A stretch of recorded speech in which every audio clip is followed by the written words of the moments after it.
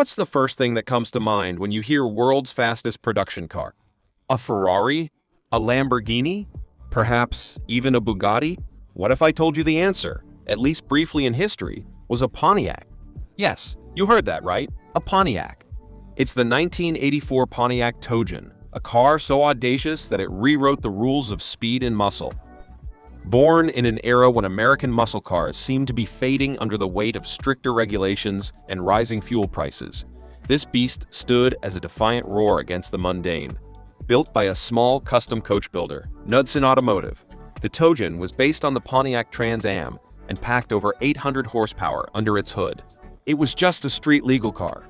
Yes, one you could drive to the grocery store, breaking the 200 miles per hour barrier years before the iconic Ferrari 40. And it didn't cost a fortune either.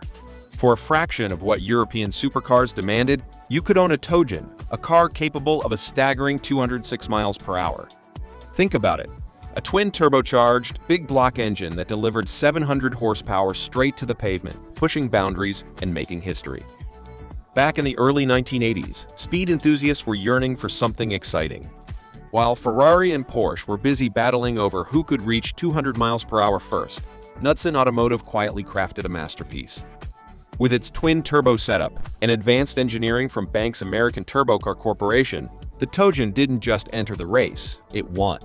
It became the first street-legal car to break 200 miles per hour, a feat so groundbreaking it made the cover of Car and Driver magazine.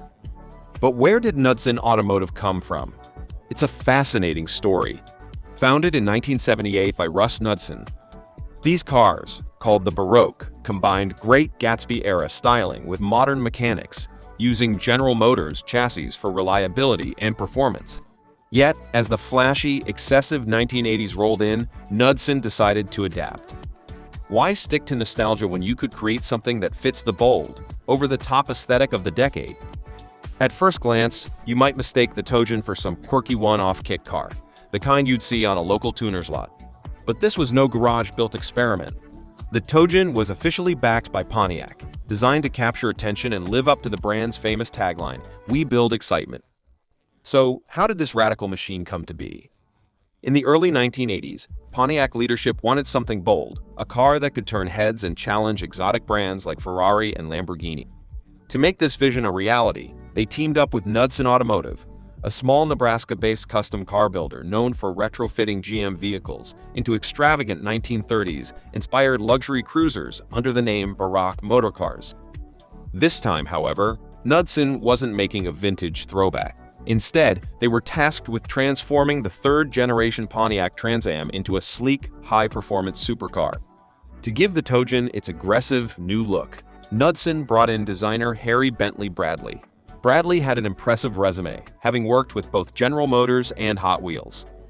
Together, they envisioned a wide-body design with flared fenders, ultra-wide wheels, and a dramatic wedge-shaped profile that evoked the spirit of exotic cars like the Ferrari 308 and Lamborghini Countach. Optional features like a towering rear wing only added to its outrageous aesthetic. In 1984, the very first Pontiac Tojan roared to an astonishing top speed of 206 miles per hour, cementing its place as the fastest production car of its time. To put that in perspective, Ferrari didn't break the 200 miles per hour barrier until 1987 with the F40, which maxed out at 201 miles per hour. Even the iconic Lamborghini Diablo in 1990 managed only 202 miles per hour. The Tojan, with its wild 800 horsepower twin-turbo V8 engineered by Gale Banks, was truly ahead of its time. The engine under its hood was a Chevrolet small-block V8, originally designed for marine use, with forged internals and a twin-turbo setup capable of delivering up to 900 horsepower at full boost. Even on pump gas, it comfortably churned out 800 horsepower. The car's legendary top speed run, though unofficial, took place on a straight, empty road in Nebraska. Its digital speedometer clicked past 206 miles per hour, making it the mythical double time. Some might question the validity of this feat, but when you consider Banks' track record like creating a 1700 horsepower engine that propelled a modified Trans Am to 283 miles per hour at Bonneville, it's hard to doubt the possibility. The Tojan wasn't just about speed, though. It came loaded with features that made it as comfortable as it was thrilling. The B20 interior package offered gray cloth seats, a foldable split-back rear seat, and handy extras like a map pocket. Modern conveniences for the time included air conditioning, T-tops, cruise control, power windows, power locks, a leather-wrapped steering wheel, an electronic hatch release, and even a power antenna for the AM/FM cassette player. What about the build itself? Knudsen used glass-reinforced plastic panels for much of the car, including the hood, fenders, bumpers, and tailgate, while keeping the steel shell and doors of the original Trans Am intact. If you looked closely, you could still see hints of the Trans Am's original shape beneath the sleek new bodywork, but the overall design was cohesive and striking. Creating this masterpiece wasn't a simple process. Harry Bradley and Russ Knudsen exchanged sketches the old-fashioned way, through snail mail, fine-tuning every detail until the design was just right. The result was a car that perfectly captured the bold, futuristic vibes of the 1980s. In 1984, Knudsen Automotive rolled out the prototype, a car destined for motor shows and glossy magazine photo shoots. But this wasn't just any prototype. It needed to make an unforgettable impression. To ensure that, Gale Banks was brought back to push the limits of what was possible, creating an engine that was as extreme as the car's styling. Despite its groundbreaking performance, only the prototype ever received the full 800 horsepower treatment. Why? The cost. The Banks twin-turbo engine setup was too expensive for mass production. Instead, production Tojans were fitted with more conventional GM 305 or 350 cubic inch engines, small block V8 engines, paired with a Turbo Hydra Matic 700 R4 automatic transmission. Buyers could opt for a B&M supercharger to boost output to 400 horsepower, but it was a far cry from the prototype's monstrous capabilities. This decision diluted the car's appeal. While the Tojan's base price of $22,000 was already 40% more expensive than a stock Trans Am, a fully optioned model could soar to $62,000, equivalent to $187,000 in today's money. For that price, buyers expected more, and without the headline-grabbing performance of the prototype, the Tojan struggled to justify its cost. Between 1984 and 1991, Knudsen Automotive, the small Nebraska-based company behind the Tojan, sold just 136 units. Each car was essentially custom-built, with options ranging from a digital dashboard to a massive Lamborghini Countach-style rear wing.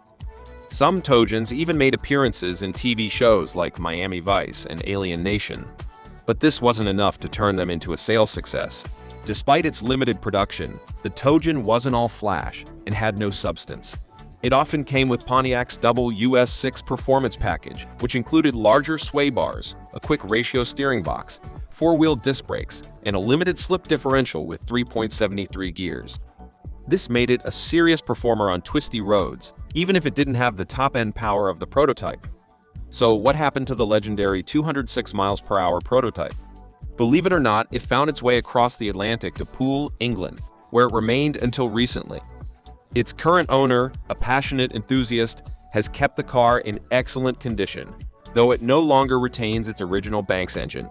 Even so, the car still serves as a reminder of what could have been a bold statement of American ingenuity and audacity. Today, surviving Tojans are rare and surprisingly affordable, often selling for under $20,000 at auctions. For enthusiasts looking for a unique piece of General Motors history, they make excellent project cars, especially for those brave enough to recreate the prototype's twin-turbo setup. The Tojan may have been made decades ago, but its story still inspires us. Today, brands like Bugatti and Koenigsegg chase the 300 miles per hour mark, but the Tojan will always be remembered as a car that dared to be different. Have you ever taken one of these for a ride? Do you think this car was a flop? Share your thoughts or experiences in the comments below. Don't forget to hit subscribe to support our channel. Give the video a thumbs up if you found it helpful, and tap the bell so you don't miss our future videos.